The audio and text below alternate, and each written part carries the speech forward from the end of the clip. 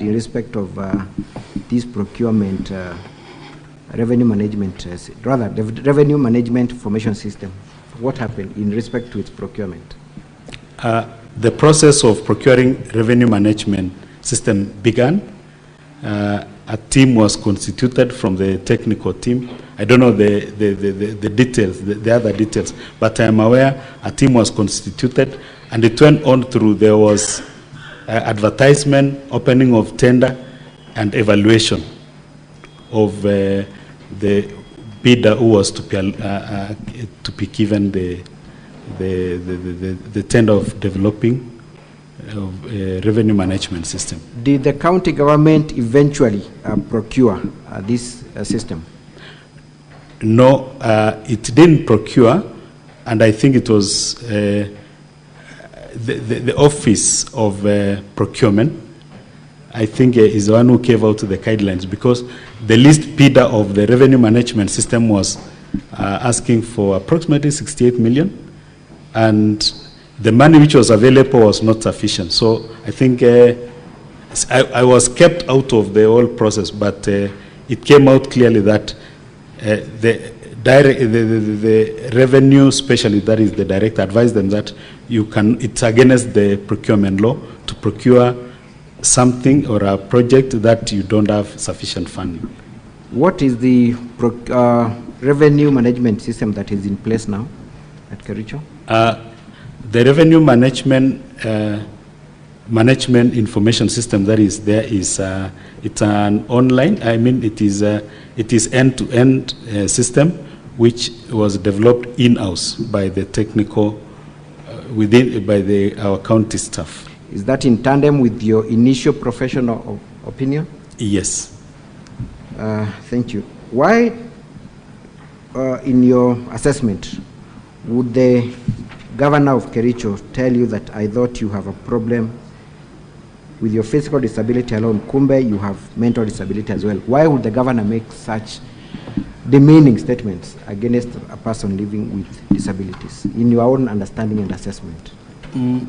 I might not be as okay. I can relate the forceful directive to go on leave and trying to procure the revenue management system, and because it was immediately after the derogatory remarks.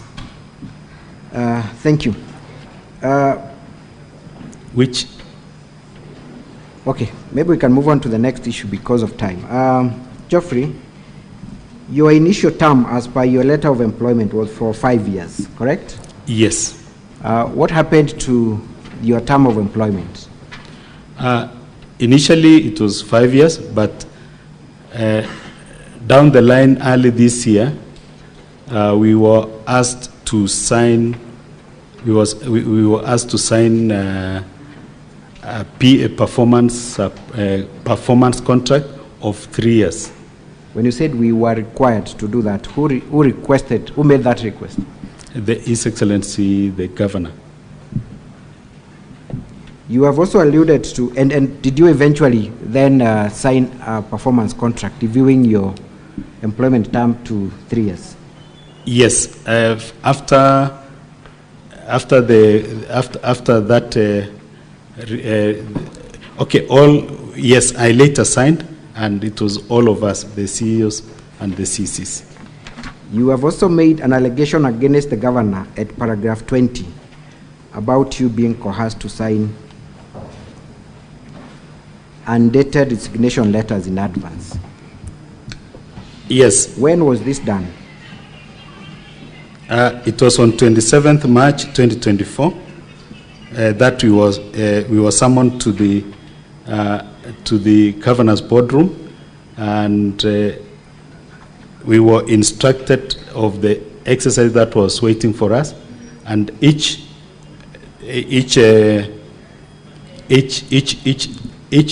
CC, it was a pairing of CC and CO. We were to appear in the office of His Excellency the Governor, and we were coerced to sign a resignation letter in front of His Excellency the Governor and the then County Secretary. Why would the governor make you sign an undated designation letter? We were forced to sign. I don't know the intention, but it was so clear that so that in the event that you fail to adhere to the demands or maybe his wishes, maybe you could just sign. Because at that time, you've been forced to sign the resignation, but the date was left blank. Thank you. Eventually, you terminated your contract with the county government of Kericho. What were the reasons for you terminating the contract prematurely? Towards the end of this last financial year, I was frequently coerced by the then again county secretary, that is Kirui Kibiegon. The first day he told me that there is the communication that I've been given by His Excellency is that you terminate the contract before the end of last financial year. At some point I told him that it's not on what basis, because one, I've not been summoned on any disciplinary issues. Two, to the best of my knowledge, I was delivering my mandate as in relation with the ICT-related issues, because not even one day were our data act, neither our systems will act. Because to me, I was not ready to. Later, there was consistent persuasion, finally to even a level when Kibiegon came up to, he called me, we met at the shopping center around my place. Later, he dropped me at home. I felt that that was too much intimidation. At some point, I told him, I thought you have the legal background and you know what it means, whatever. But later, we were asked, we were three, the CEOs, we were asked to meet His Excellency the Governor one morning at a venue, ITC, Kericho. The three of us, the two never showed up. I showed up. I met His Excellency the Governor, Kirui Kibiegon Leonard, and the former MP Bureti, who is the current economic advisor to the governor, that is Elias Chaman Buch. Thank you. So the harassment that led to you terminating the contract, can you directly attribute it to the governor, or it was through other people? I can fully attribute it to the governor, because himself, the governor, told me that when somebody is no longer interested in working with you, you have to pack and go. So I felt like it was a splash on my face, because I didn't come based on the physical appearance. I came through the competitive process. And also, these are the things that I was, Section 16 of the PWD Act 2025, which is talking about persons with disability have the right to humanity and the right to dignity. And in that dignity, it deserves respect and protection. So I didn't see that, because during the process of 3 years, it was a dark season to me. And also, I was seeing as this happened to me, but I'm sure that there are several other persons with disability who are suffering the same silently. So that is why it's good to speak it out. And I remember at some point I told the then county secretary that the day I'll tell His Excellency, I'll get ill, because it was too much for me. And I just think of, what about those other persons with disability who have been going through the same humiliation, derogatory statements against the Constitution of Kenya, Article 54. Thank you. So is this part of a healing process for you? Do you feel that it's the beginning of a healing process? After mentioning this, I think it's part of my healing process. Thank you. And only that, yes, I know it is a bitter truth, but maybe I'll request the Senate for the protection. I know I've spoken it plainly from my heart without any other ill motive. Thank you, Geoffrey. To me and both my family. Thank you, Geoffrey, so much for your testimony, and my apologies on behalf of the people of Kenya for what you went through. That is all for this witness, Madam Speaker, sir. Madam Speaker, sorry, I'm used to Mr. Speaker, sir. Thank you. Thank you. Council for County Assembly, your time left is 2 hours and 21 minutes. It's displayed there. I think we can now move on to Council for Governor for cross-examination. Thank you very much.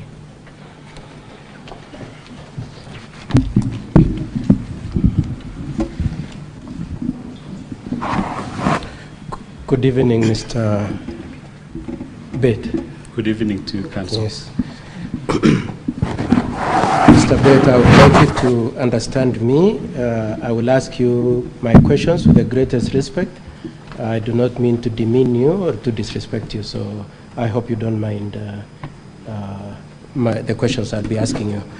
Now, could we start with the last comment you made? You said that as a consequence of the opportunity you have been afforded here, you are feeling a process of healing already.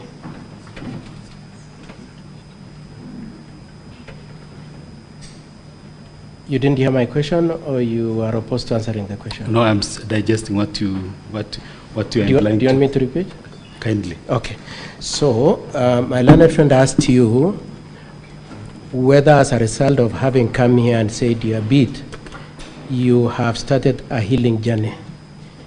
And my recollection is that you said, yes, I have started healing.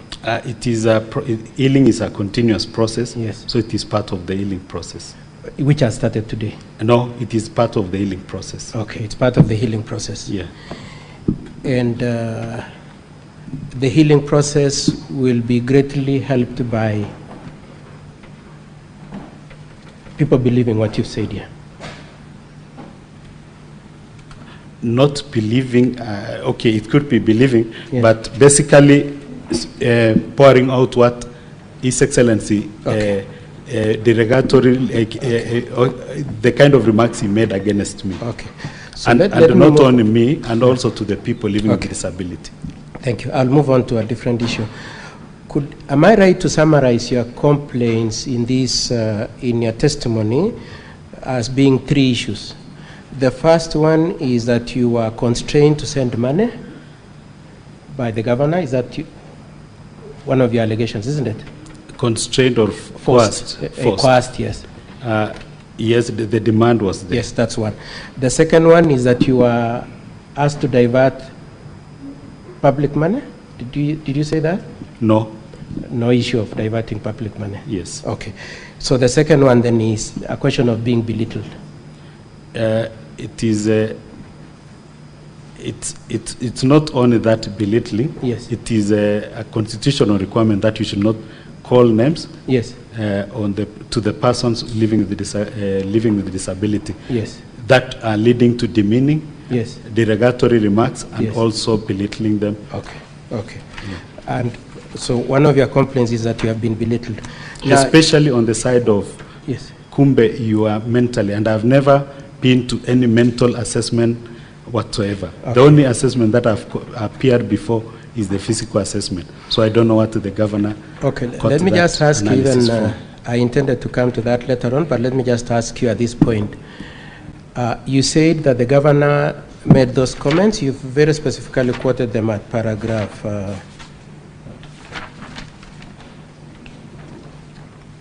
at paragraph 15 of your statement, where you say, I thought you have a problem, and so on and so forth. No, he said, I thought you have the physical disability alone. Kumbe, you have mental disability as well. Okay. Which it's good to be recorded that I've never appeared before any mental assessment whatsoever. I understand that. And it's just your word, isn't it? You have nothing to back up that he said that. Yeah. Huh? Other than your word? It's not my word, it is the word. I'm just returning the same words to His Excellency. Yeah. The proposition that the governor said it is what you are saying. It's not captured in a document or anything? Yes. Okay. Now, on all these allegations you've made about the governor, may I ask you, so you've, in paragraph 24 and 25, and in your testimony today, in paragraph 24 you said the rights under Article 54 have been violated. You remember saying that in your affidavit? 54, it is Article 54. Yes. I'm on a time Section 1A. Yes. I'm on a timely show. Just and answer my also question. No, Section which question 16, are you answering now, Mr. The same. And also You've answered my question. I'm okay with the answer. No, and Section 16 of PWD Act 2025. Okay, thank you. Actually, I wanted to ask you that. Now, is it something that you've just learned today, or you knew it even as far back as when you are resigning in the year June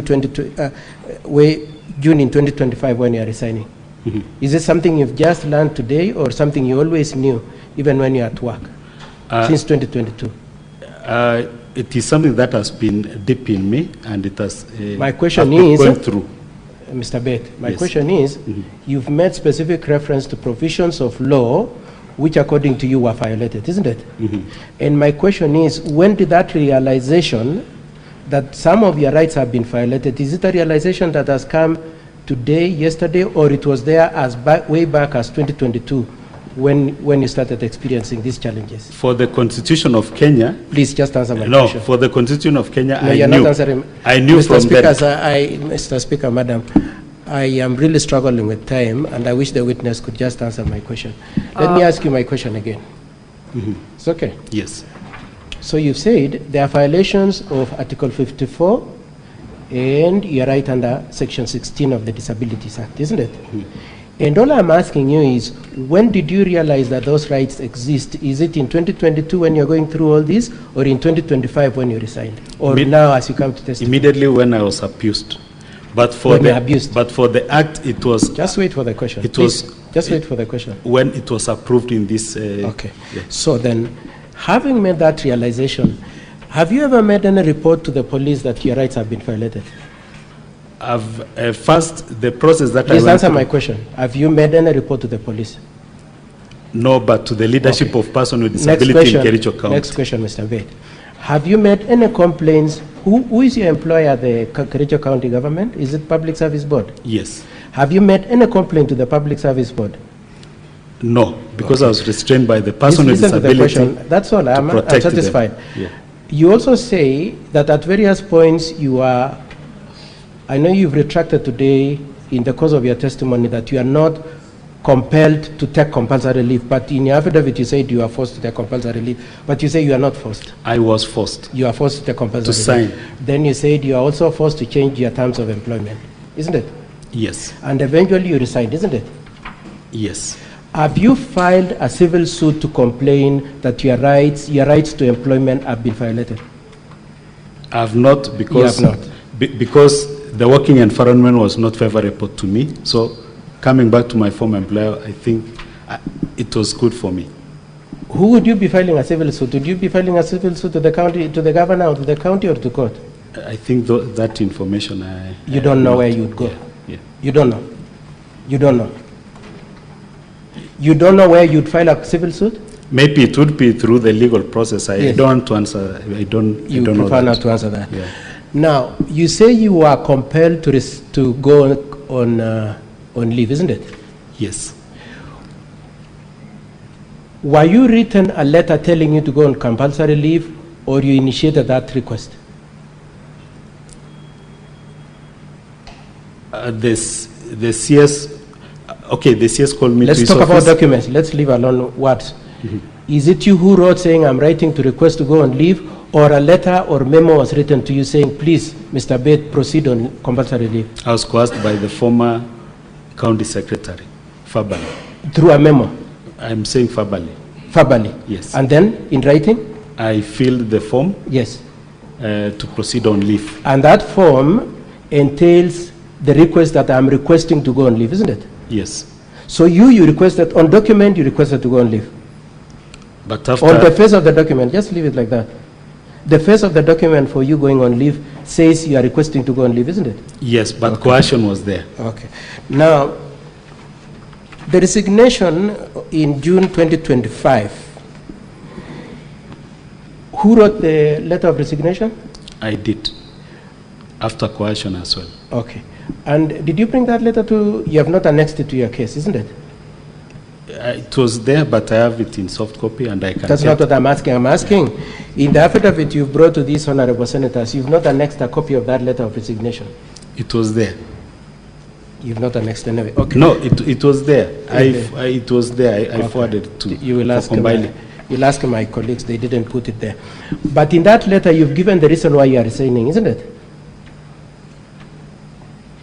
I didn't mention the reason. I said just I'm resigning. You said you're resigning. Yeah. So somebody looking at the documents will see on the face of it that Mr. Bate has chosen to resign, isn't it? But there are proof and witness who coerced me. Is that in writing? No, the FAPO. That's not in writing. Okay. Now,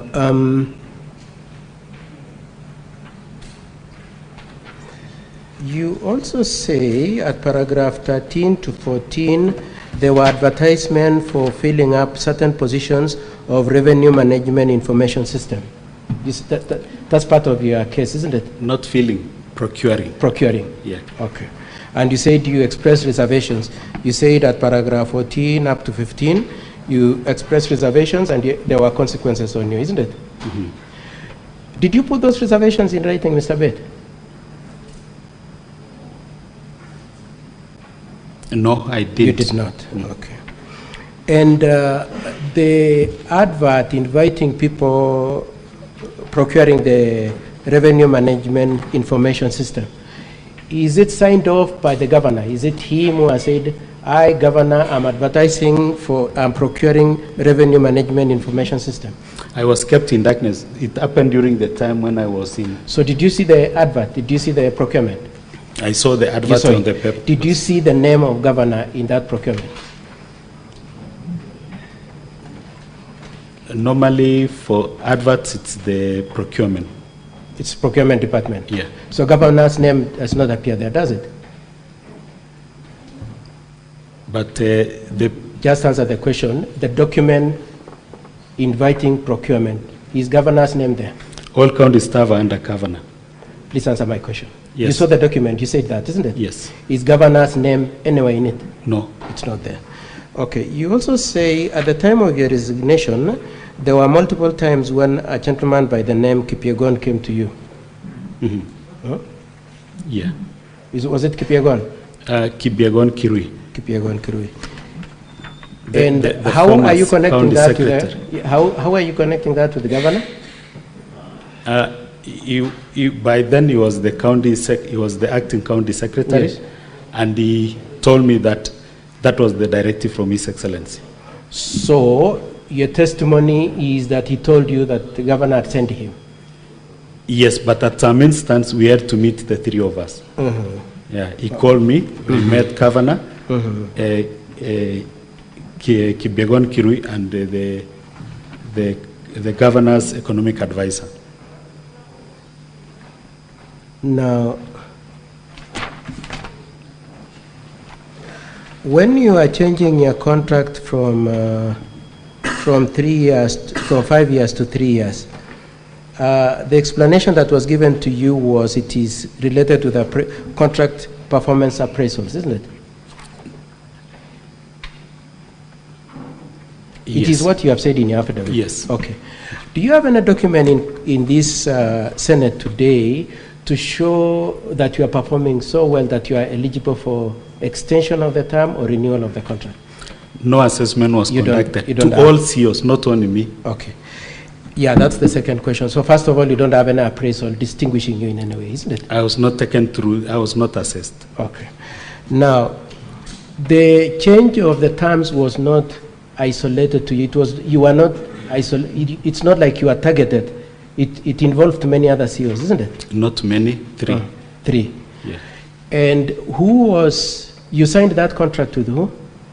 I signed the contract with the, is it the people signed or witnessed by?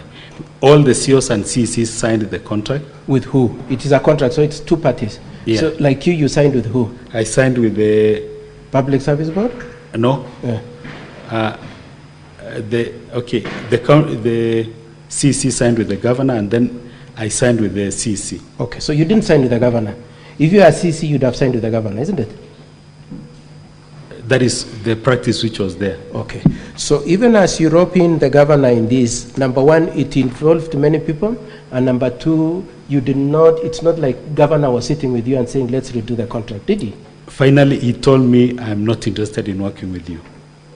And that's your word of mouth, isn't it? In the presence, their witness. Have you called those witnesses? It was in the presence of the governor's economic advisor and Kirui Kibiegon.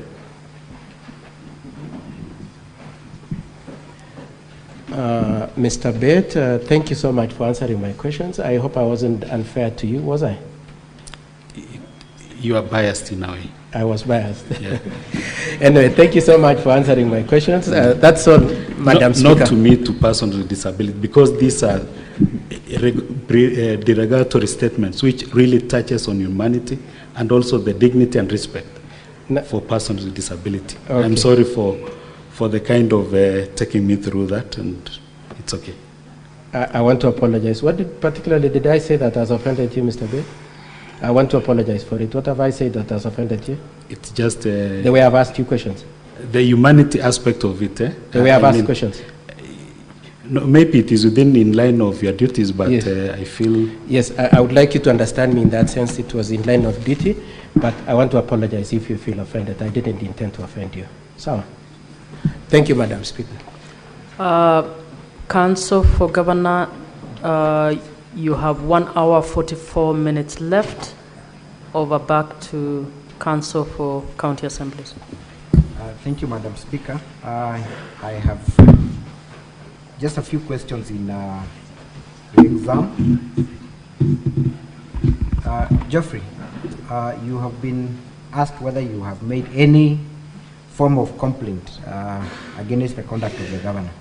So my direct question is, have you ever made any complaint against the conduct of the governor? Against the conduct? Yes. No. You have not? Yes. Have you talked to, because I remember correctly, is that speaker on? Yes. Please adjust it. It is, Madam Speaker. Thank you.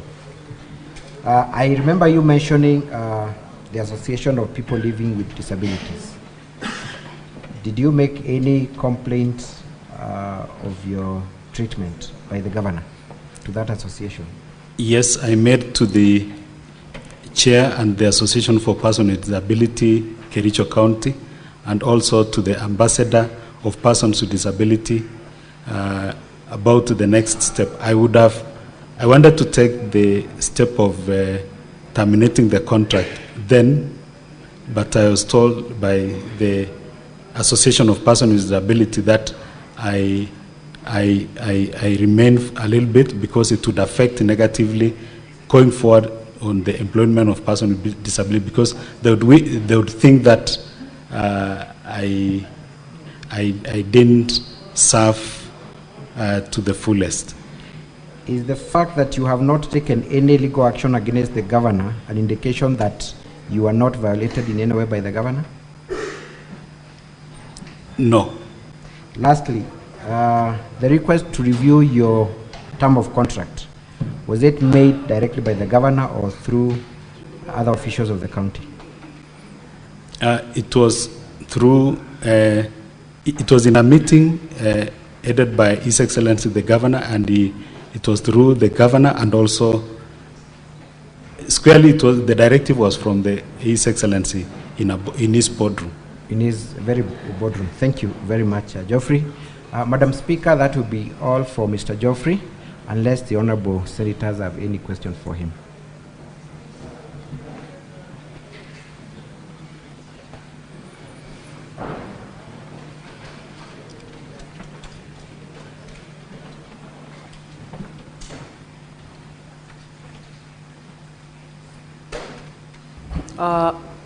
I think you may now move to your next witness. So he may be sworn in.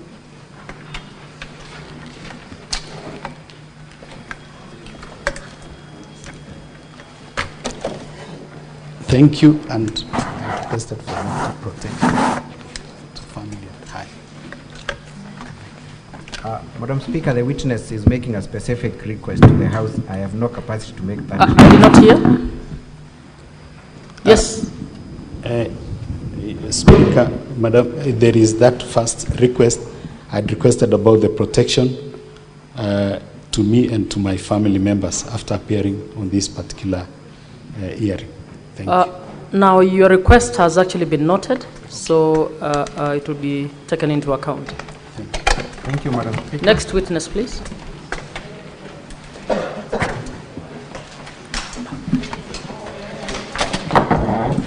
Our next witness, Madam Speaker, is Edna Chepkirui Tonui.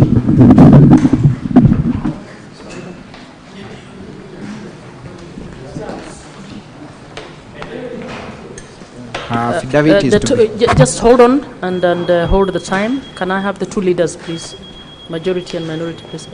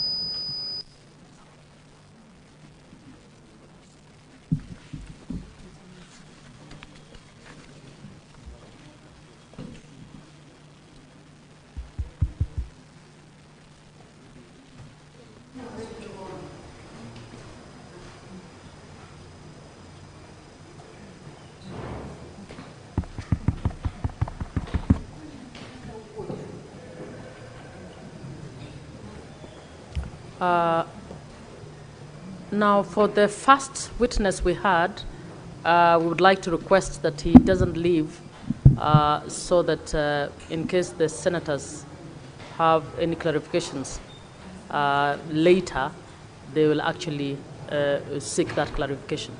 Now, for the next witnesses, we will actually seek those clarifications immediately after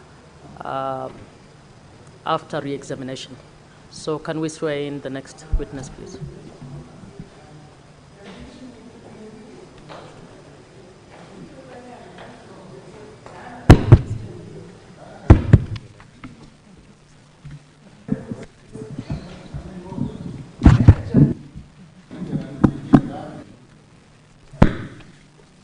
I, Edna Chepkirui, swear.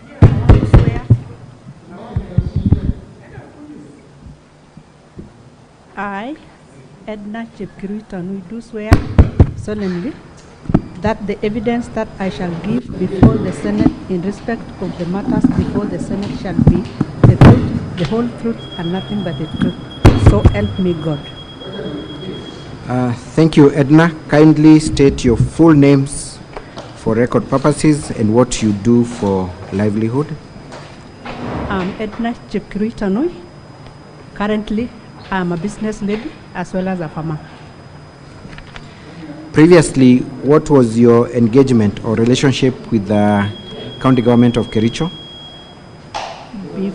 I was a CC in the Department of Agriculture, Livestock and Cooperatives Management until the 23rd of December 2024. What was the recruitment process for you? Was it competitive or it was a direct nomination by the governor? It was competitive. By competitive, what do you exactly mean?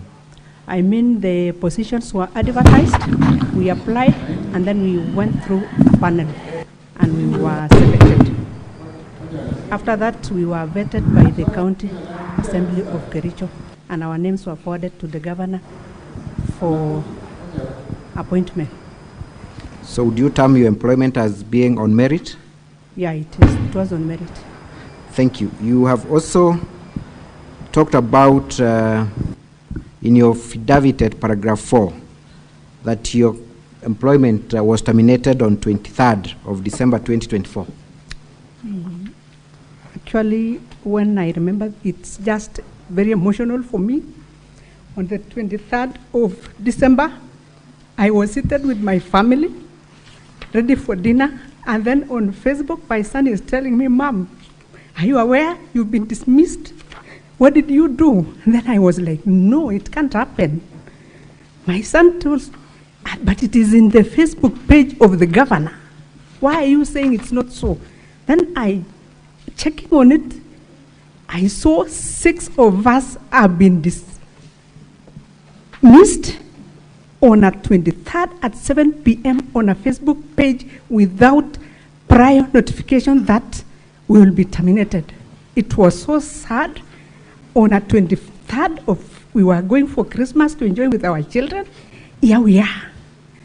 You are being told, go home. Thank you. Kindly point to the senators the specific page where that Facebook post is contained.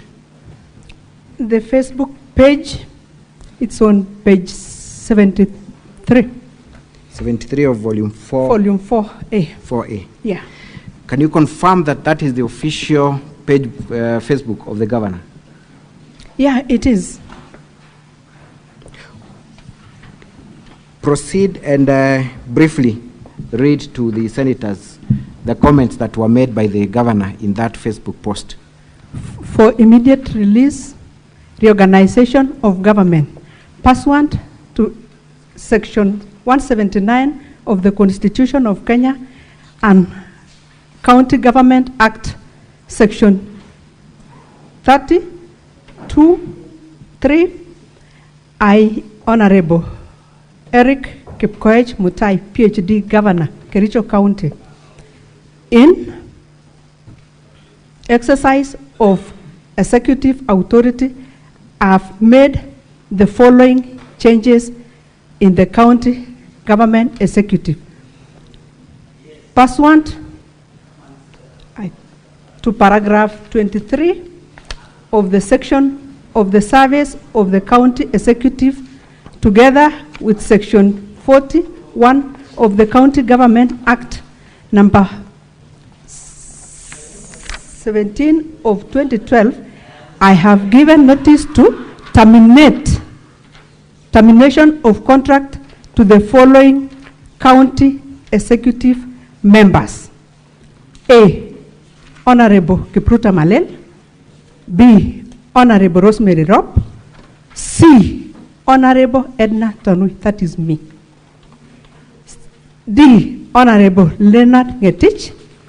E, Honorable Bernard B. Honorable Brian Langat. Thank you. Prior to that Facebook post, had you been subjected to any disciplinary action? No. By the County Public Service Board or the governor himself or any other known mechanism in law? No. You had not? Yeah. Was this the first time you were hearing about the termination of your employment? It was the first time, and at first I didn't believe it. Only to see now the comments from people on Facebook telling us, Pole, it was humiliating. In my 50 years that I've lived, I've never been subjected to such a thing. Pole, Edna, eventually, did you ever get any official communication from the county? On the 24th, I got a message from the governor's secretary telling us to go and pick the letters, which I didn't go for it on that day because already I had traveled out for Christmas holiday with my family, so I picked my letter on the 27th of December. What was the reason given for your termination? The reasons given for the termination were executive order.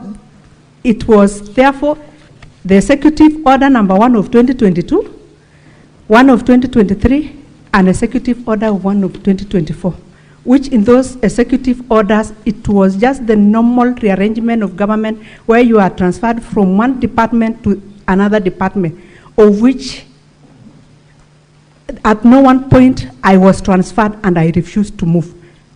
In the 2 years I served in Kericho County, I was in health department when I joined. That was in 4th of November 2022. In April 2023, I was moved to Public Service Management, PSM, and I moved without question. I handed over. On the 26th of October 2023, I was moved from PSM to agriculture, and that is where I exited from. Had you received any form of notice to show cause or an appraisal of any kind? None at all. None. Edna, then, why would the governor abruptly on his Facebook page dismiss you from employment? Up to date, I can tell this house I've never known, but I have some instincts are telling me maybe because I was unable to continue giving out the money the way he used to sometimes tell us to support him in the fundraisers, but we had committed our payslips, we were unable to still support. So at that point, I just told myself maybe that could be one of the reasons. You have made a serious allegation there. Did the governor make request for you to provide money to him at any given time? I did. Honorable Senators, let's turn to page 79 of our volume 4A, transaction 101.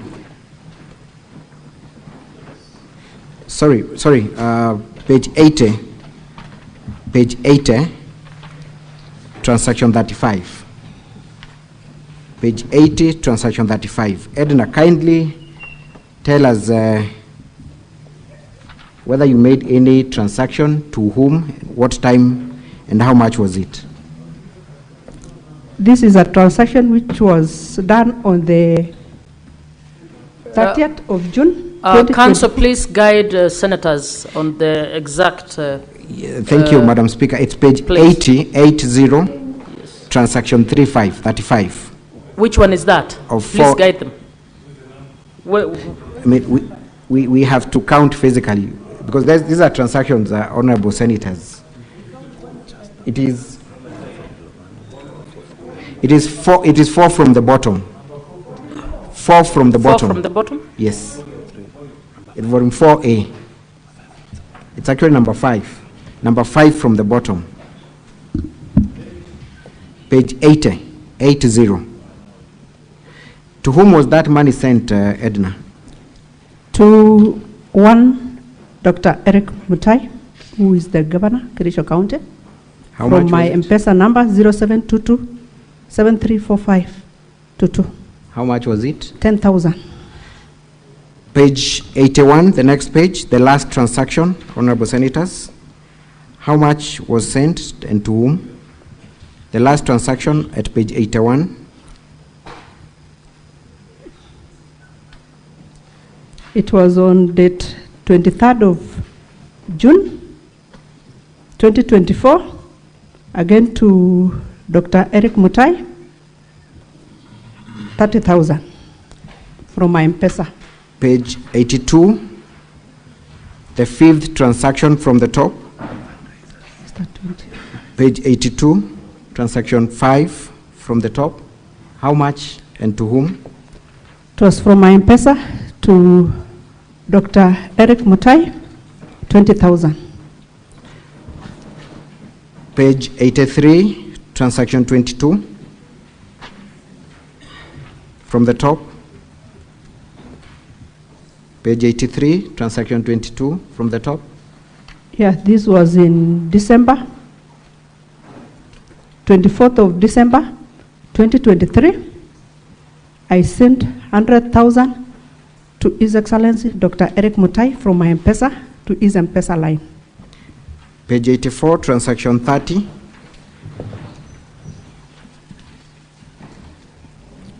That was on 17th of December, 2023, to Dr. Eric Mutahi from my M-Pesa, 40,000 to his M-Pesa. Page 85, transaction 31. How much and to whom? It was on 14th of November, 2023. That is to Dr. Eric Mutahi. This is 10,000 from my M-Pesa. How were these requests made, Edna? The requests were made through phone calls. You are called, you are told, I have something urgent to attend to Waziri. Kindly send me some 10,000, 20,000, or sometimes you would say, I need some 100,000 if you don't have. Send maybe like 20, 50 if you have. Sometimes he would give me the phone numbers of his PA. There is one Robinson Kiplangat and Reni Kipsang, who normally the governor would call and tell me, I need some amount, put to this line, and the rest is just there. Are there instances where you gave money in any other form other than M-Pesa? There are other forms, but I cannot prove here, so I wouldn't want even to dwell on that. How much money in your estimation have you given to the governor pursuant to his requests? From what I estimate via M-Pesa, direct to him and through to the aides, is close to 1.6 million. 1.6 million? Yeah. And where was the source of this money, Edna? Before I joined the county government of Kericho, I used to work in Uasin Gishu as a career civil servant, Ministry of Health, as a senior public health officer, until when I got the job. I took early retirement, which I was not ready for it anyway, but nevertheless I did. And I'm a business lady. I run an hardware. I'm a landlady. I have residential houses, so I have many businesses. So that is the source of my income, and I also do farming. Thank you. Let's go to paragraph 23 of your affidavit at page 101. There was an incident that was alluded to by a witness who preceded you. You have also highlighted the same incident in your affidavit. Can you kindly tell us what you meant at paragraph 23? Okay, on that day there was a meeting at the boardroom. After the meeting, the governor told us to go to his office. Unfortunately for myself, I didn't go, because already I knew the first team who had gone there, they were forced to sign a resignation in a blank. So I told myself, I cannot take myself to a slaughterhouse. Let it come, if it will come, in a different style. But I'll not sign. So you did not sign for? I didn't sign any blank resignation. I didn't. Thank you. In respect to the remarks made against Mr. Geoffrey, you have also alluded to that fact, that you were in that meeting, correct? Yes, it's unfortunate, and for me as a mother, it really pains, because no one chooses to have a certain child, and if nature makes you to be whom you are, no one should ridicule anyone.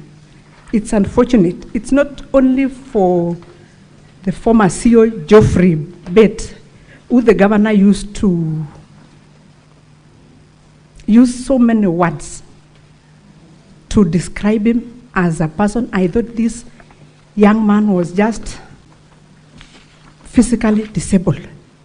He's also mentally disabled, which is, for a mother like me, it's painful, and it's unfortunate to come from a leader. So such words are heavy. Even as he used to like demeaning us in cabinet. You are clueless CCs. Then at some point I would sit and ask myself, fine, I could be clueless, but why are you asking money from a clueless CC? Thank you. I think we've already addressed that, Edna. The question is, were you present when the governor uttered those specific words? Yes. Thank you. You are before Senate to testify on the governor's conduct, and you have highlighted that at paragraph 2. What are the specific complaints you have against the governor? What are the violations that you are accusing the governor of? 1,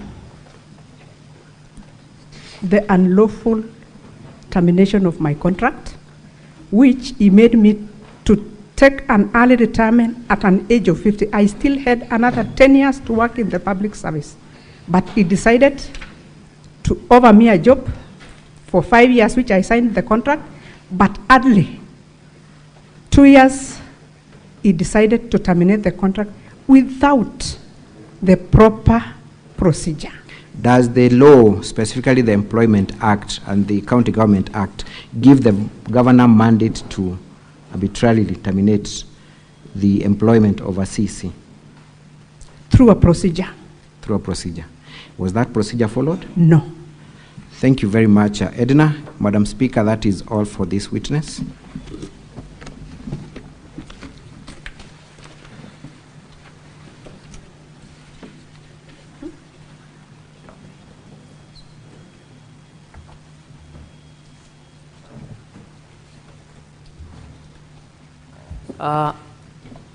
Council for County Assembly, you now have 2 hours, 1 minute.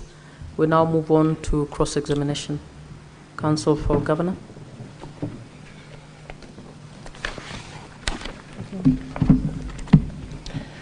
Good evening, Madam Edna. Good evening, Wakili.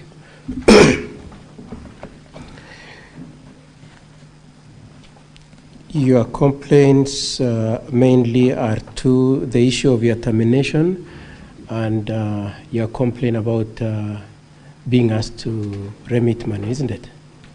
Okay. Now I'd like us to start with the issue of termination.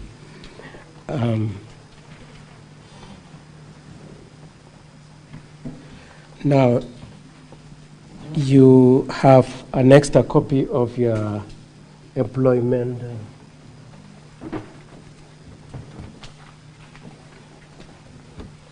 You have an extra copy of your employment contract, which is at page 72 of volume 4A, isn't it? You recall annexing it, isn't it? Your letter of employment. Yes. And it is, Honorable Senators, I'm referring to Assembly's bundle, volume 4A, page 68 to 71. Sorry, to page 72.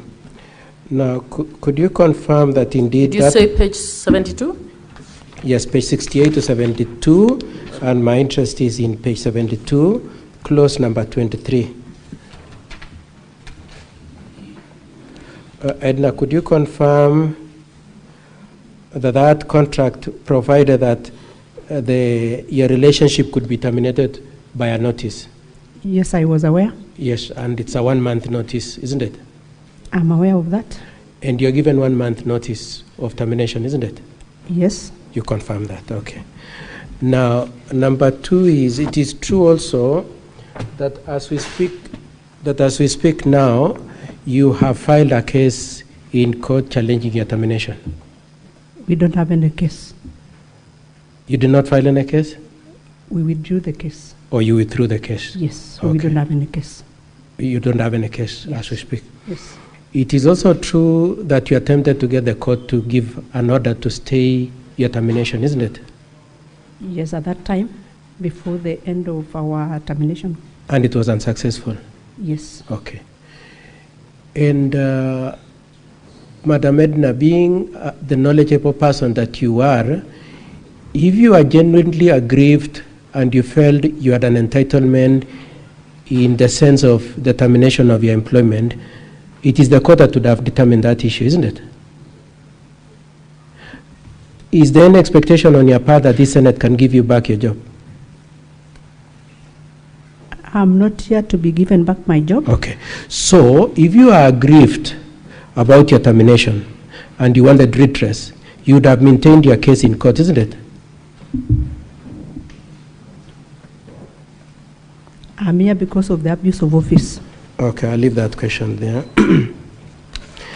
Now, you said you took us through various pages where you said you send money to His Excellency. Yes. Could we look at one of them?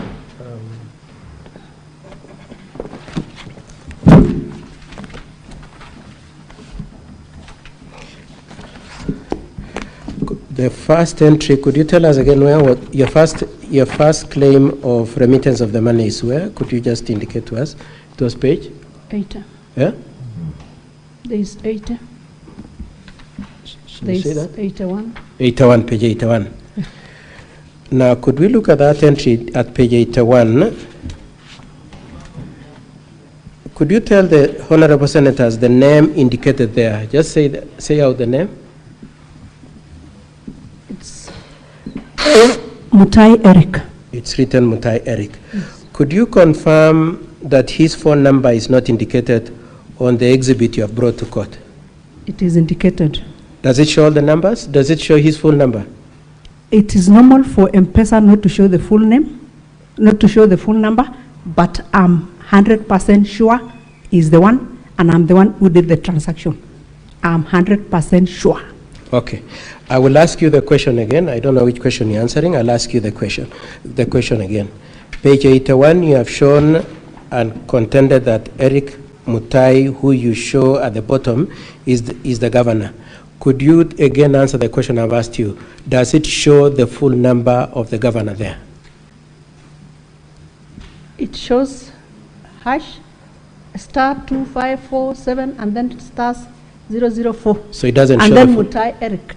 So it doesn't show the full number name. It doesn't show the full number, but Thank you. is That's all I was asking you. That's all I was asking you, madam.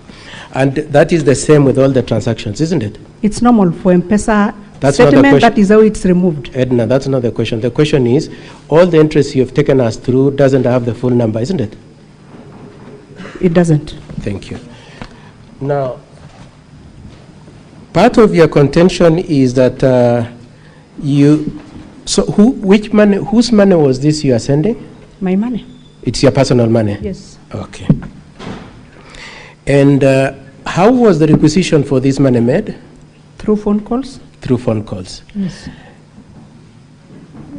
Now, apart from the Exhibit 81, the exhibits of the M-Pesa's dispatch that you've shown us, have you presented to this court any call logs that His Excellency called you to tell you, please send me any money? If need be, I can present. Please answer my question. As you stand there, have you brought anything to show that indeed His Excellency called you? I have some messages from him. I've asked you, have you brought any call logs? I can present. I have. You don't have with you here? I have. Have you annexed to your affidavit? It's not in the affidavit, Okay. but I have it. Now, did you say, in fairness to Governor, that he would call you and say, kindly send the money? Did you say that? Yeah, your advocate asked you how... You want me to use the name, the words that he normally uses, or I just put it? Yeah, he calls you. Waziri, I have a fundraiser, or I have something to sort, send this money. When you say I don't have that, look even for, if you can get 20, if you can get that thing, maybe that he had asked for 100 and I don't have the 100, he will tell me, send even 50. Now, and he would request you? I wouldn't call it a request, because sometimes when you say I don't have, you get insults. And have you captured that insult anyway? Yeah, if I can remove my call logs, you'll just be muffled. From the way you are so unhappy, you obviously would have produced them if they were there, isn't it, Edna? If I can be given a chance, I can produce them. I will move on to a different issue, Madam. Now, you say in your affidavit, you said you've sent him about 1.6 million, 1.5 million, but in your testimony today, you say it's 1.6. So is it 1.5 or 1.6? I said more than 1.5. More than 1.5. Yeah. But the truth of it is that what you've presented, assuming to us is because we don't have his full names, we don't have his full numbers. Assuming it was true, what you've shown us does not exceed 200,000, does it? 300. About 300. Yes. And for the difference of what you say, you don't have anything, do you? I have them. Do you have it here Yes. in the... Yeah, it is there. Okay. In the M-Pesa printout that you've given us? Is it in the M-Pesa printout that you've given us? M-Pesa to Irene Chepkwony.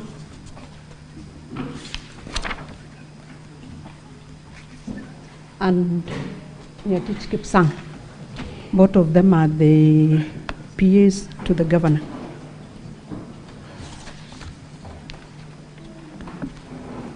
And it is your presumption that when you send it to those people, they are giving it to governor?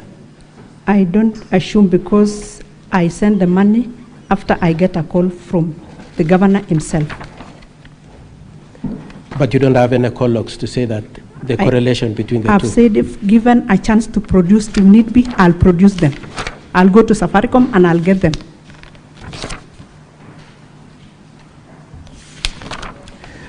Madam Speaker, that's all I have for this witness.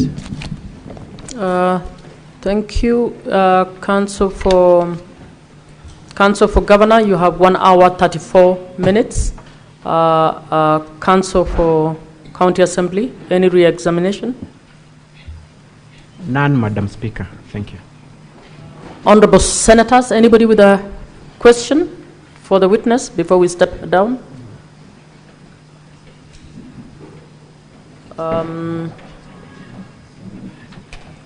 Senator Boni Khalwale. Thank you, Madam Speaker. Madam Speaker, I'm a little bit lost. I would like Keegan to help me. Keegan, the witness has attempted to demonstrate how she gave the money to the governor. And now, from your cross-examination, you are giving me the impression that you are watering that evidence down because there's no evidence of the conversation or correspondence between the witness and your client. Do you have any information that you have in your possession? Senator Halwale? Yes. You are actually verifying from the witness, not from the true. counsel. Yeah. But you see, I want that clarity. The witness has attempted to convince us that she sent this money. We have it. But the weight of that witness seems to be, evidence seems to be being taken away. Senator Halwale, the person you want to ask, is there a particular question you want the witness to reassert, to reaffirm, or you don't have any? It's not a question to the counsel. Madam Chair, if it was in the absence of the other parties, I would have told you what I think about what you have told me. So I'll restrain myself for that respect and step down that question. But think about, you are trying to gut me. Madam CC, if you had not been sacked, would you still have given this evidence?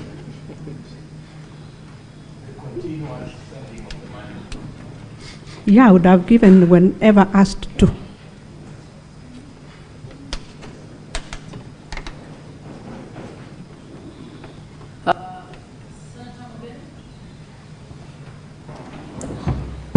Yes, Madam Speaker, I just want clarification from the witness. She mentioned that the money which was allegedly sending to the governor is from our savings. But having gone through our statements, I can see a number of deposits that were made into our account. So I just wanted to clarify, at page 80, you received money from Paul Misik, 50,000. Page 80, you received money from Janet Koech, 10,000. The same page, you received money from Beatrice Kiptanui, 10,000. Yes?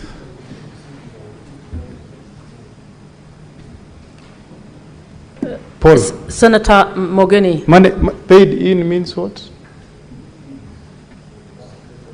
Is a deposit. Yeah. So I believe I'm on the withdrawn is the second last column. Paid in is the first one. Yeah. So that's. And then I can see at page 81, 84,000. So can I just get a clarification from you? And then at page 83. There are a number of deposits there, 50,000, 150, 150, 100. I just wanted to hear from you. What was the purpose of these deposits? And did you use these deposits again to send the same money to governor? Okay, through the chair, I think there is a statement that I put across that I'm a business lady. And in business, there is a way you transact even using your phone.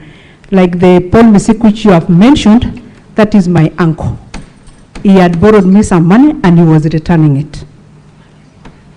So I normally do a lot of transactions using my registered mobile number. I have only one M-Pesa number, which is the one line that I'm using. I don't have two, I have one.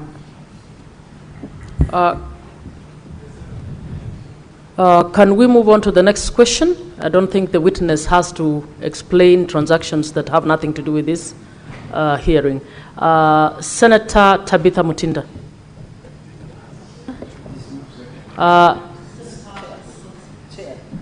Senator Osoti. Oh. I haven't seen, sorry. Well, I want to find out from the witness, just in line with the question that has been posed by Senator Mogeni, to confirm or deny that actually, from experience, because we know these things, that maybe some of the money that you are forwarding to the governor were process of corruption. Mm-hmm. Given that it is clear that some payments were made to you as well before you transferred to the governor. Chair, I can confirm there was no money which was paid to me from anywhere from the proceeds of corruption to forward to the governor, not at any one time. Senator Cherarke, quickly, 1 minute. Thank you. Thank you, Chair. Madam Witness, mine will be very short. You said you were fired on 23rd of December via Facebook post. At that point, before you were fired, how was your relationship with the governor? And in your own opinion, what should have been the best way for the governor to dismiss you? And finally, when you are being hired as CCM, did the governor at any instance advise you that you are becoming CCM so you'll be contributing in all Harambes in Kericho? I thank you, Madam Speaker, and I yield.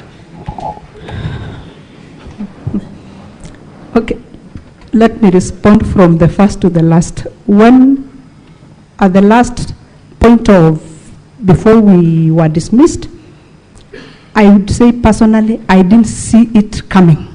That's why I was actually like surprised. I couldn't believe it. Because the last meeting, or an official meeting we had was in Naivasha, where we had met to present the departmental progress. It was a combined meeting between the executive and the county assembly.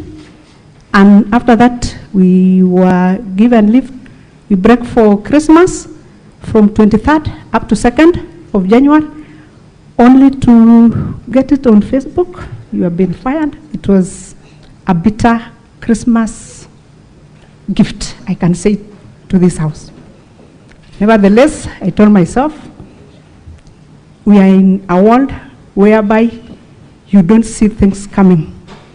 I've known His Excellency the Governor before even he became the Governor, and I wouldn't imagine he would do such a thing. But that's water under the bridge. It's been done, and that's over. To your second question, at no one point were we told that we are supposed to contribute for the Arambis when we were coming in during the induction. It just came in afterwards that actually, as CCs, we are supposed to be supporting the governor for the fundraisings. Senator Mugatana. Thank you, Madam Speaker. Just a quick one for Madam Witness. You have mentioned before the Senate in your evidence that your contribution that you can give evidence on is about 300,000, but the contribution that you have been given to the governor is in excess of 1.5 million.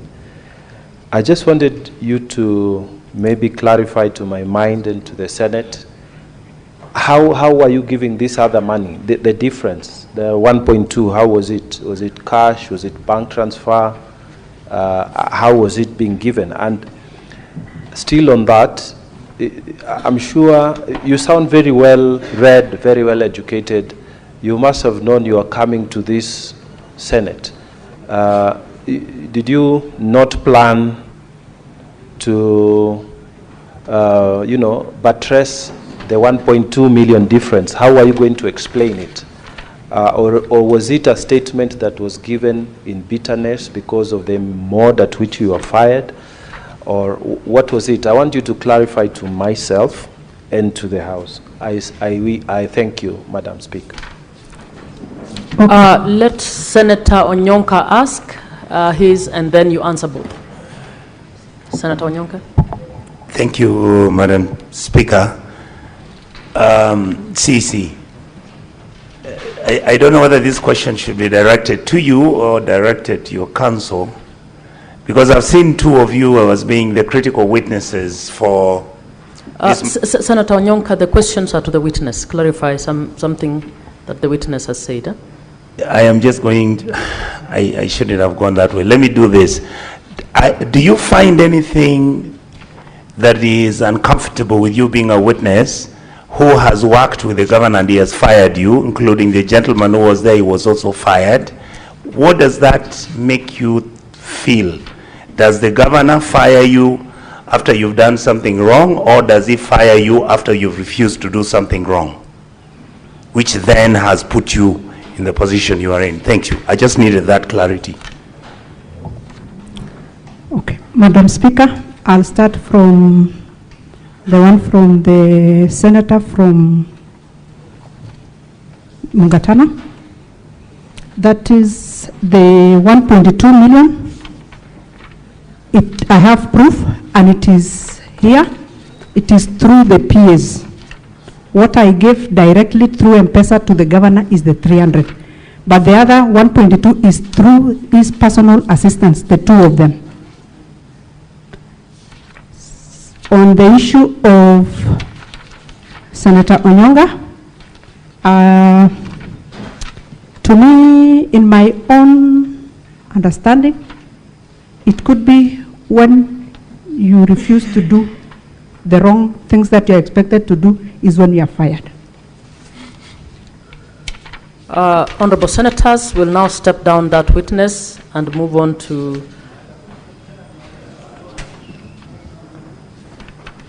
okay, one minute, quickly. Senator Mandago. Thank you very much, Chair. I just want to ask the witness. He said that you are testifying over this matter? Because you are looking for your money, or actually it's out of a bitterness of having been fired? Number two, Chair, I don't know why we should be discussing this money that is not governed under PFM Act, because they are neither revenue for the county, neither is it equitable share. Why is it a matter in this subject? We are supposed to discuss matters that will affect the conduct of the governor. So I want to know probably whether she's here following up her money, or she's here out of her bitterness. And if that is the matter, this money is not managed under PFM Act. We have nothing Senator to do with it as a Mandago, Senate. Senator Mandago, she is here as a witness to the county assembly. I'll protect her from that question, kind of question. Senator Tabitha, quickly.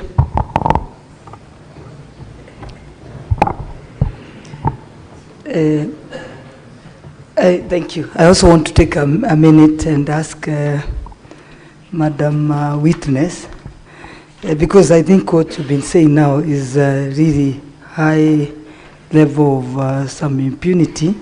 But mine is as being the professionals, because we've had the first witness and now you, and maybe even the third one will come and say the same thing.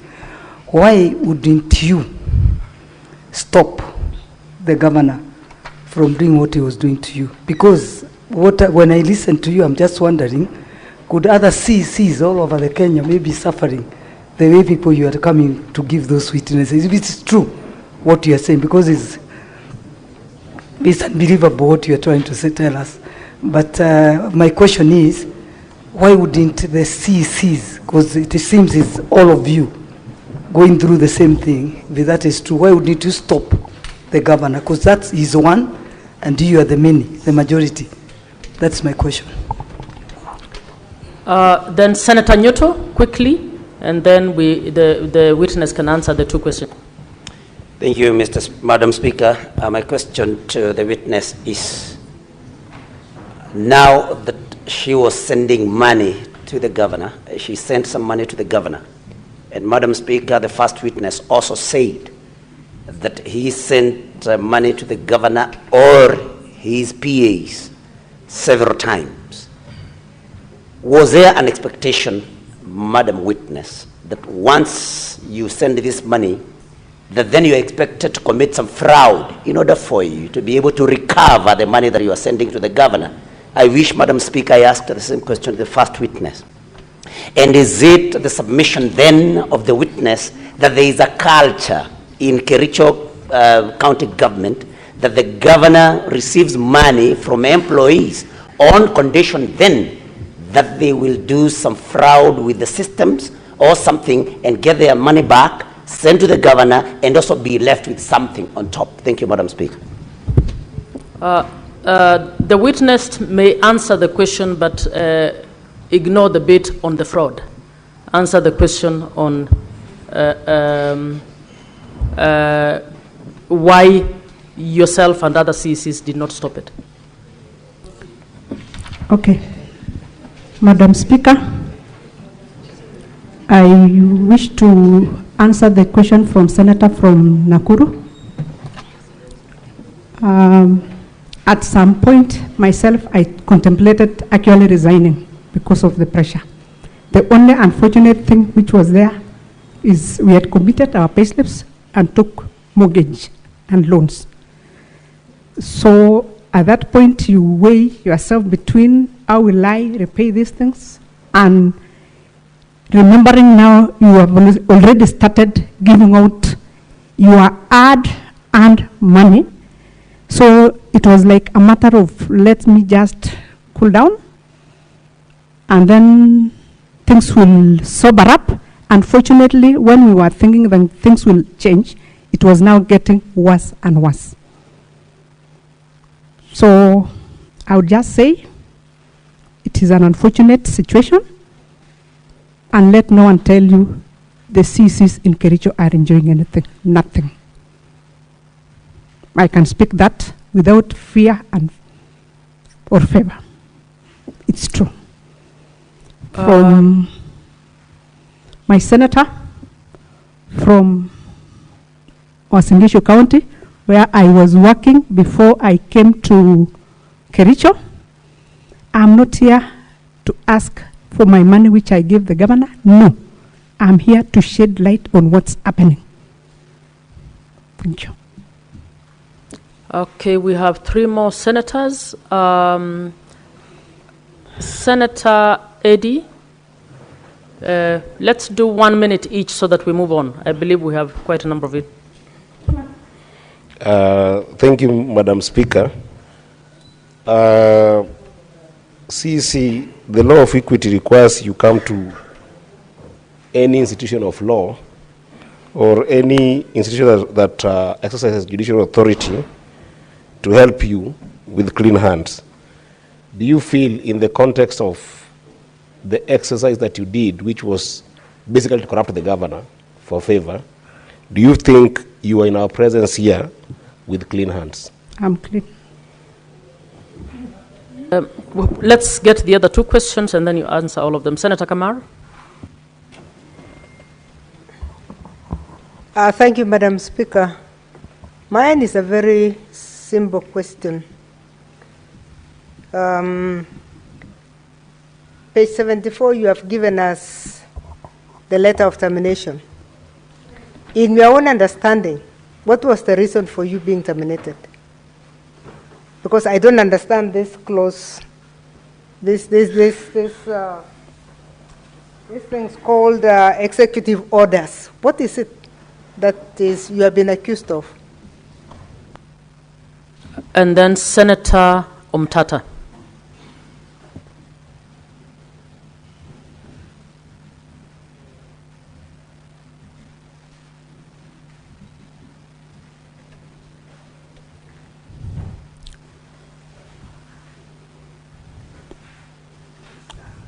Madam Speaker, I would like to ask the witness, given the pain she has expressed in terms of how she was being managed, and understanding that what she was being asked to do was wrong, did she try to seek the help of law enforcement, like reporting to the Anti-Corruption Commission or any other authority that could maybe protect her? That's all, Madam Speaker. 1 more, Senator Seki. Thank you, Honorable Speaker. I also wanted to ask to the witness, after your termination, have you appealed? Have you gone to court over the same? Now that you know the process has not been followed by the governor on the termination of Assisi. You may now answer the questions. Okay, Madam Speaker, I'll start from the one from the Senator from Wasingishu, Margaret Kamar. Madam Senator, Executive Order 1 of 2022, 1 of 2023, and 1 of 2024 were only rearrangement of offices, just like you are transferred from one department to another. So there was nothing like you violate anything. As long as you've reported you are discharging your duties, there was no violation of anything. When there is an issue of USCC, I've not reported anywhere. And also there is the issue of our case, the appeal. We will seek for compensation when the right time comes.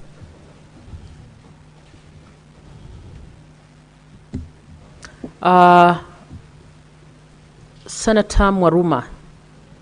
Can we just...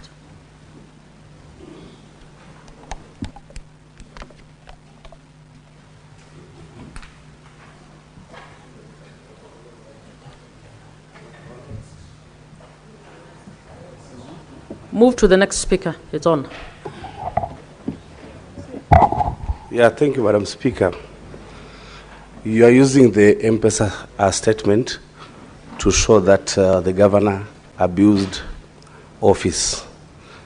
Do you have any other way of corroborating that information, like a message from the governor, a call recording, or it is just that statement you want to rely on? Thank you.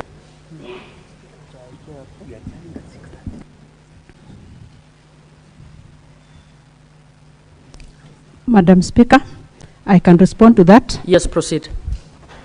I am, if given a chance to produce the same, because I know I have to go through a court and produce my conversations through the Safaricom, I'll be able to provide.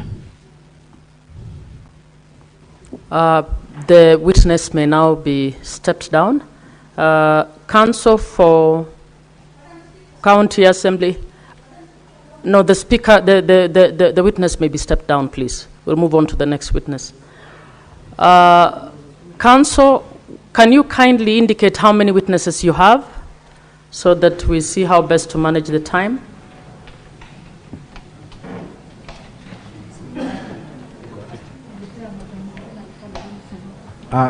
Thank you, Madam. And you have 2 hours, 1 minute left. Thank you, Madam Speaker. We have two technical witnesses in respect to the issue of voting, and we have 2 more, including the motion mover. So in total, we have 4 remaining. That's very well. Who is the next witness you want to bring on board? We had hoped to bring in Alfred Korir Kimutai, the administrator of the ICT system. You may proceed. You can invite the witness in and oath them, please.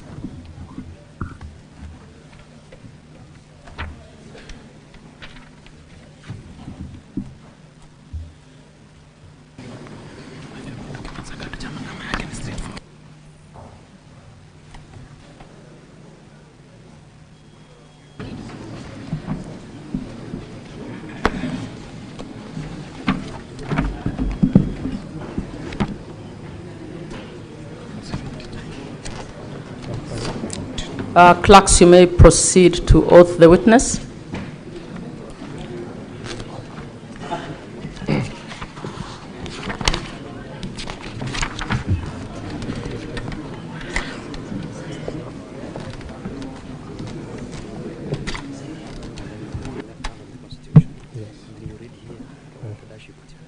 Okay.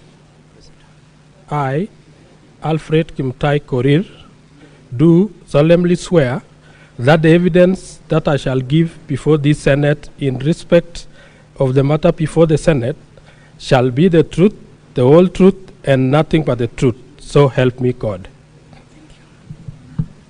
Thank you, Madam Speaker, and thank you, Alfred, for that. Kindly state your full names again for the record purposes, and also tell us how you are associated with Kericho County Assembly.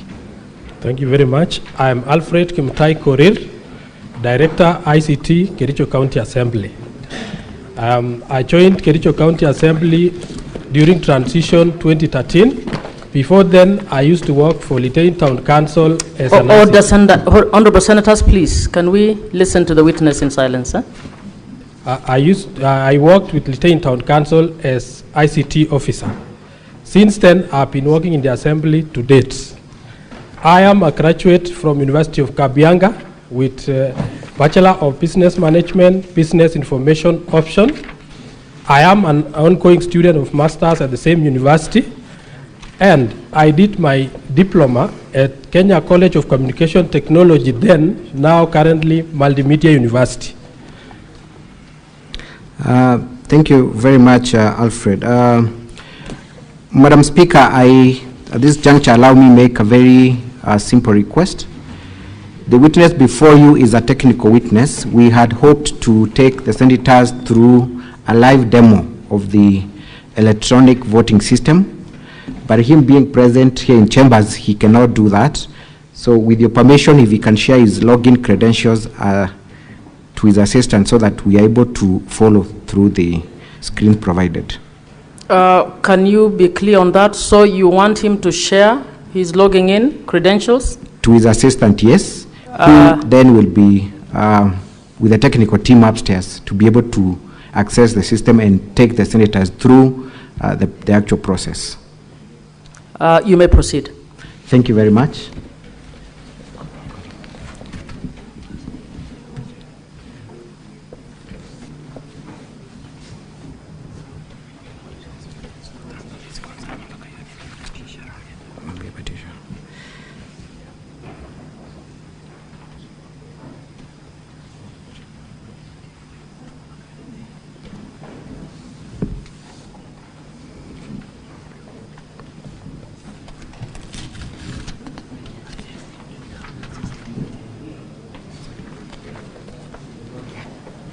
Thank you, Madam Speaker.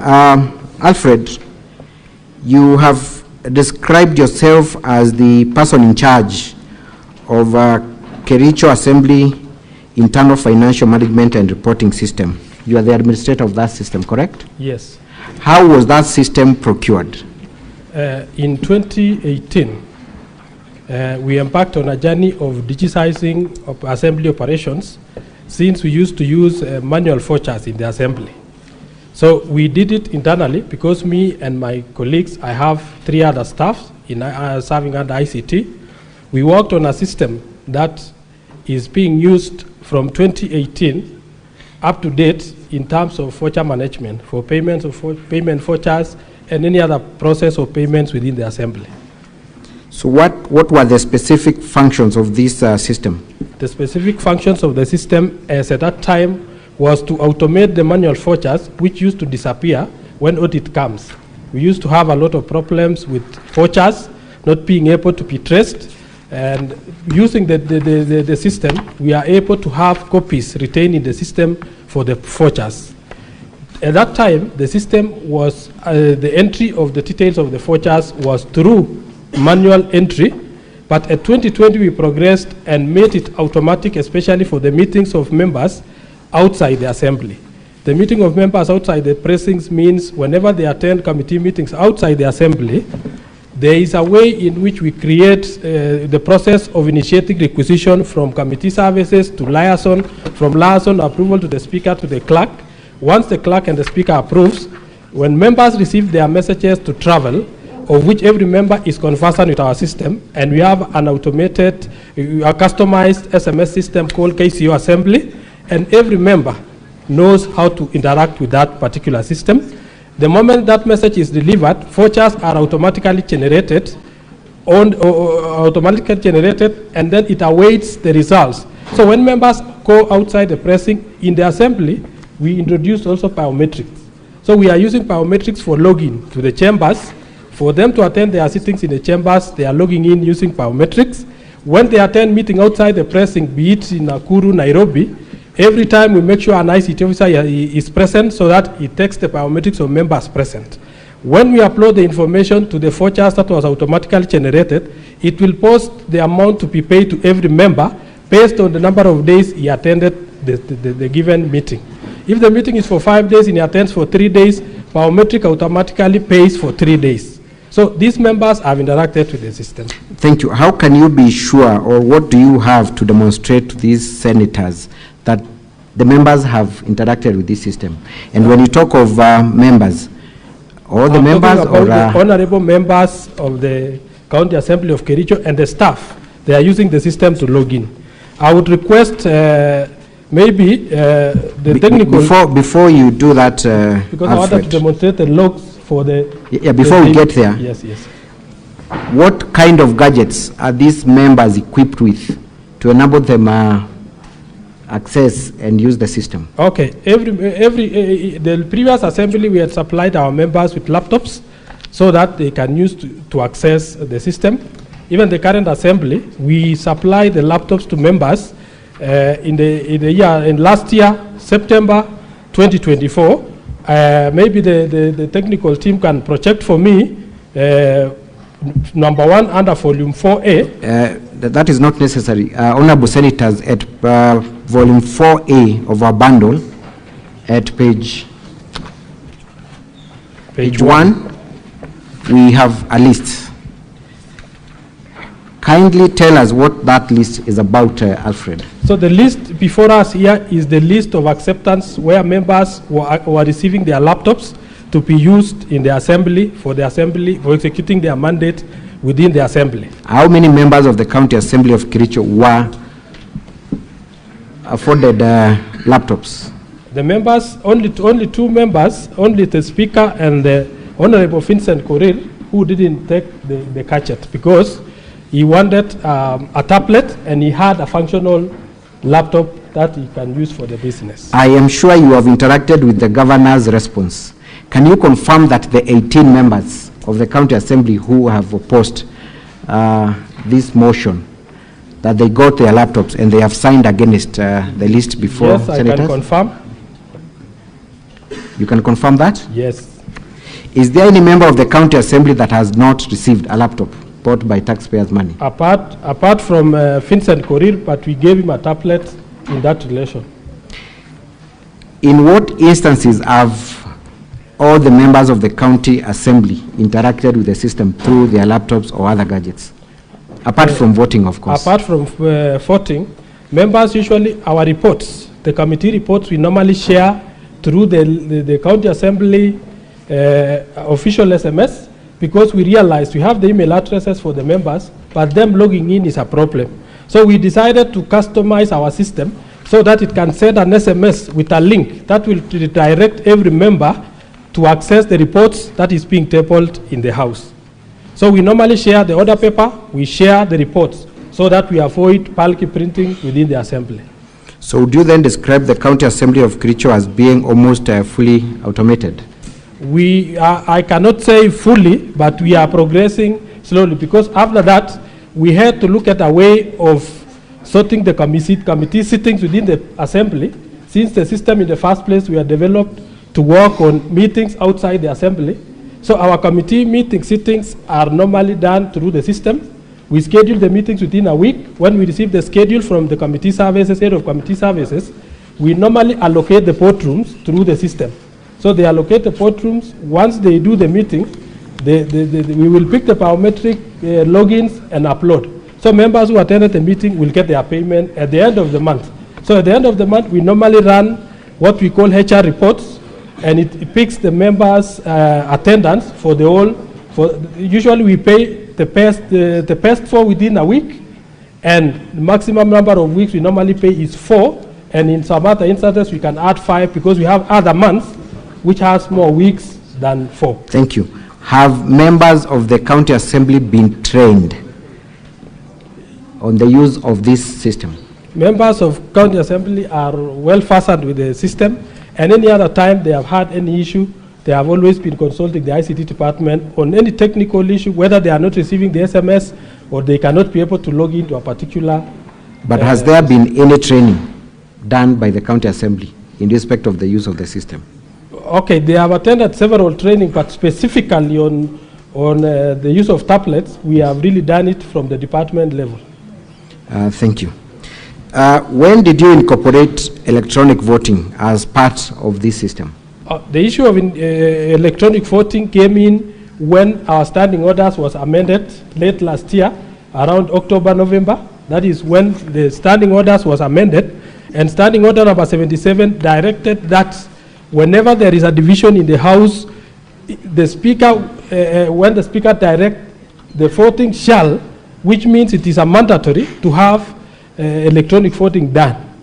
Bearing in mind that by the time we talk about our standing orders, the members approve the standing orders, meaning that all our members who are aware from last year, November or October, had the idea that any other division that will come to the House will be through electronic voting.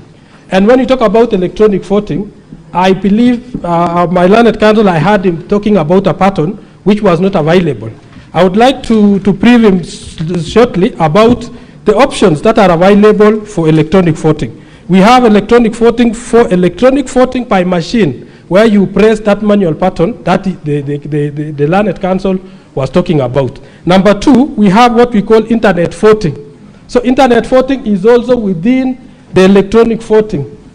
So the internet voting is where the voter logins are shared through as a secure link that is shared to the members. And that is the approach we took, because at the Assembly of Kericho, we are currently constructing our modern chambers. Even if you see the setup of our assembly, we don't have a place where we could have placed the tablets and these other voting machines.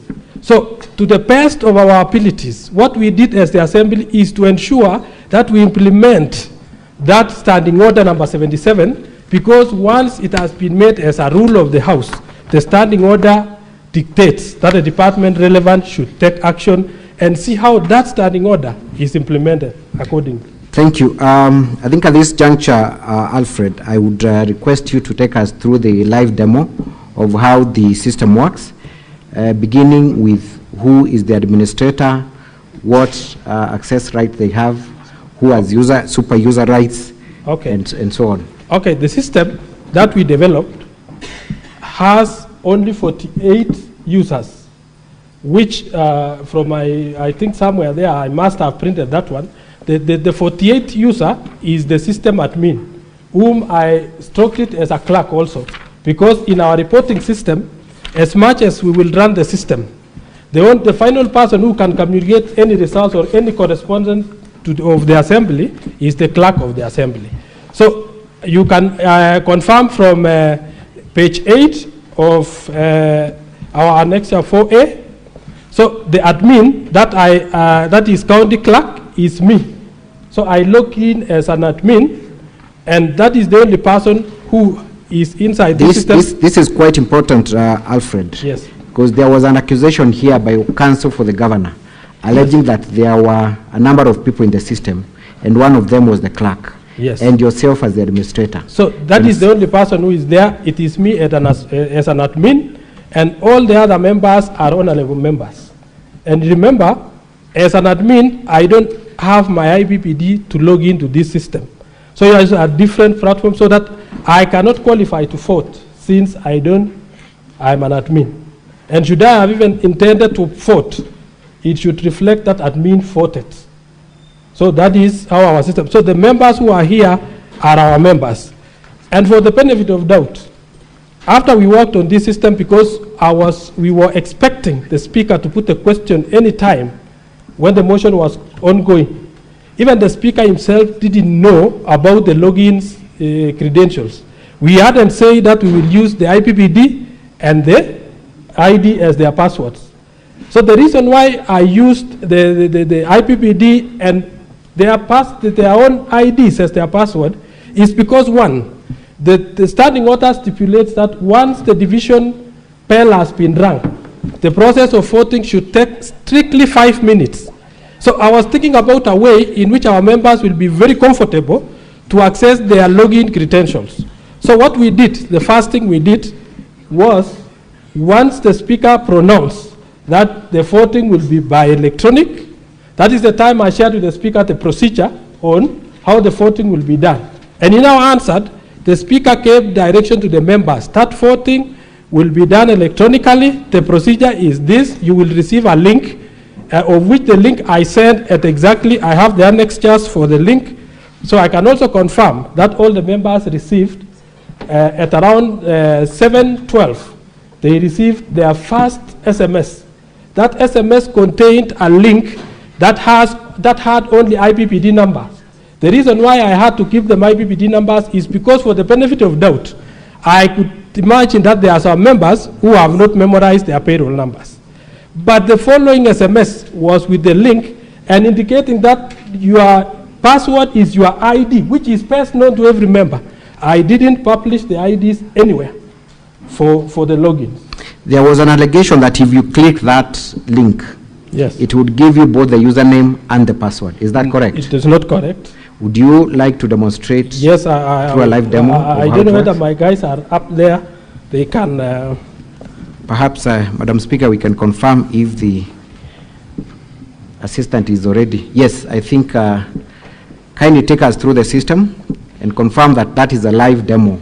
Okay, this is our live demo. So I would like to request my assistant to first log into the motion. Let me remind this Honorable House that any motion that comes, we set the timelines for the motion, and it can be voted. Once it has been voted, it will expire. So the link expires automatically. So I want him to log in to our previous page. Log out first. We want to see where members was voting. Kindly log into the vote area for the motion for an impeachment of the governor. Kindly log in.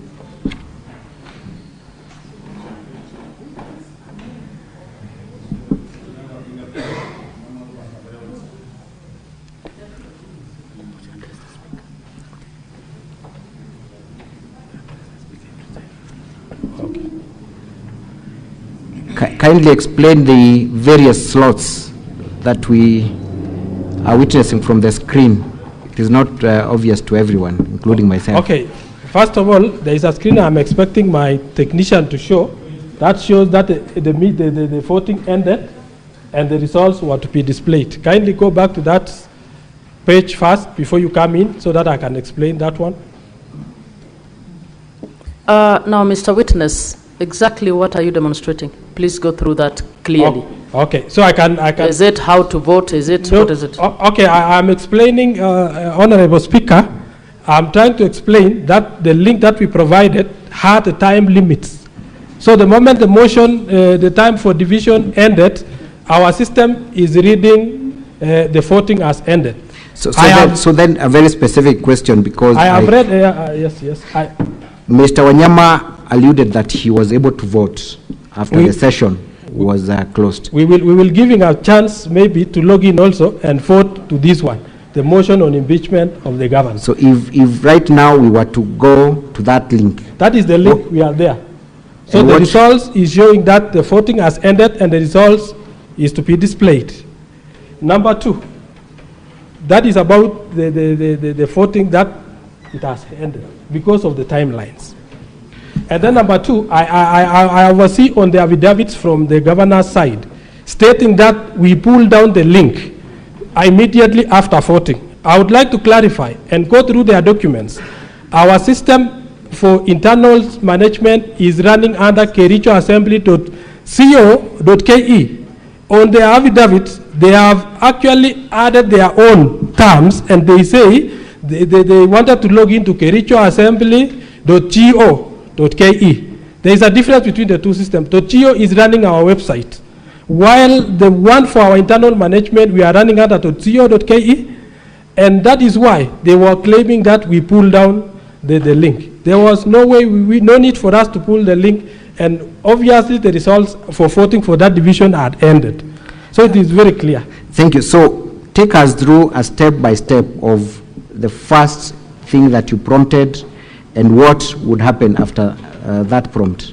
Okay, so the first thing I did, I sent the first SMS at 7:12 p.m. showing their members their IPPD number. Who were the recipients of that SMS? And how would you identify the recipients? So maybe I can refer, because you will see the numbers only for deliveries that we see on our system. But these members, we have their numbers which they gave us as their official numbers they have been using to receive information from the assembly. So no member, and I've never seen in any of the affidavits, who has claimed that he didn't receive the link nor the SMS. Was there a possibility of any other person who is not among the members of the county assembly receiving the SMS? No. How is that so? Because we have a database. The database we are running here for voting system contained only 48 people. The only additional person who received that additional SMS was me as the system administrator, because I wanted to confirm whether the SMS I forwarded, the link is opening the right thing. So what I did, I attached myself. If we count the numbers that I sent. Before we go there, there is a volume you have. Yes. Kindly take the honorable senators to the specific extract of the messages that were sent to each of the numbers. Yes. So the specific extract is in page 11 of our affidavit. That is volume 4A. And page 11 and 12. What is contained at page 11 and 12? What is contained in page 11 and 12, up there you can see that follow the link below to access your IPPD number. So when you click on that link, it could direct every member to the page where the IPPD numbers were being displayed. Can you account for? So these numbers, I can account for these numbers. The last one is my number ending with 319. So I was doing that so that I can confirm that the messages I have sent to these members are really working. Are you able to tell when there is no delivery of your message? Yes. When there is no delivery on the message, I could get a fail instead of send. Do we have any fail on your extract? No failed message. Thank you. And then the next message, that is on number 12, was the confirmation of where I sent an SMS which say electronic voting link. And I shared the link. That is the link where every member could have clicked or should have clicked and log in using their username as IPPD, and the password I said use your ID number. Remember, I said use your ID number, I didn't display the ID numbers.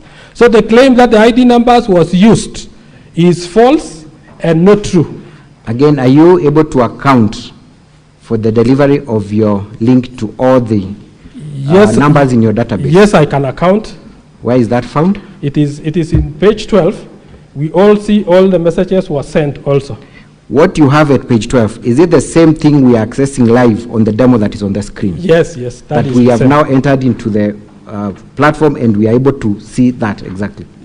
Okay, yes, we can enter and say, so this one for the messages, I capture the delivery reports because once I have confirmed the deliveries, we don't save the logs for deliveries within our internal system. Provided I have seen all the messages have been delivered, just like any other send message in any phone, you could see that the message was delivered. Thank you. Let's go to the controversial issue as raised by Counsel for the Governor. Yes. Are you able to take us through each vote, what time it was made? Yes, yes. And the choice made by the specific member? I will, because I shared my link at, the link for voting I shared at 7:14 exactly. That is 7:14:00 is the time I forwarded my link. And then we can go back here. Is that timestamp available anywhere? It is available. So we will see the first logins. We can start from, let's confirm from page 17, we come onwards. That is where we will see how logins started coming in. So for avoidance of doubt, I had our learned counsel through the Honorable Speaker saying that admin logged in and never logged out. I can confirm that I really logged in and I never logged out because I was monitoring at the back end where the members are getting troubles in logging in so that I can alert the ICT officers who are in the chambers to know which member specifically was having difficulties in logging in. Other than being present in the platform, yes, can the logs confirm whether there was any other activities conducted by the admin? Yes, if there is any other activity conducted by admin should be displayed by the logs. But considering that I sent the link at around 19:14, you see the first user who tried to log in was at around 14:25, meaning they had received the link, they were trying to log in. At some instances, they could attempt with different usernames. At some point, you can see where it is reading somebody's name. So somebody, because the specification after clicking the link was that username, somebody was very quick to type the name and realized it's not going in. So you can see there are some failed attempts, meaning that our system was secure. You couldn't log in without logging in specifically with what we have instructed, which was the IPPD and your ID, which was personally known to them. And the reason why I'm saying we use the IDs is because the voting exercise was to take 5 minutes only. I could imagine how another person can get another person's ID within 5 minutes. And the other members, all the other members, should they have voted, because the system was accepting simultaneous votes. Because our first vote which we recorded at 19:15, and there are 2 votes. So 2 people casted their votes exactly at the same time. So if the other members, and the honorable members, through the speaker, our honorable members who were opposed to the motion failed because we had 3 options, and the speaker categorically explained the 3 options. It was either a member chooses yes, no, or abstain. I've heard them arguing that they are not, the results we displayed show that 33 voted and there is 0 abstentions. The system cannot know whether you abstained or you are absent if you don't trigger the pattern. So we had the login patterns where he could click. Inside there it was very simple. You find either yes, no, in support of that motion, and you submit. It was a simple exercise. And when my honorable members claim, I have seen one of the affidavits, one member telling me that he is not able to use internet. And he's in Facebook and WhatsApp, and very active in WhatsApp. Can you kindly take us to the specific member who has alleged that they do not have internet-enabled phones? So, for example, I'll take on Honorable Amos Pirir.